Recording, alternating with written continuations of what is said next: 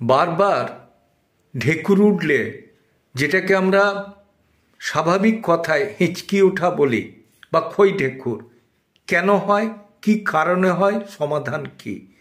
প্রথম, যদি অত্যধিক গ্যাস হয় হতে পারে, যদি সোডিয়াম পটাশিয়াম লেভেল নেমে যায় হতে পারে, অক্সিজেনেশনের অভাব হলে হতে পারে, আরেকটা যদি কার্ডিয়াক কোনো সমস্যা থাকে সে কারণেও বারবার হেঁচকি উঠা বা খই ঢেকুর উঠা হতে পারে।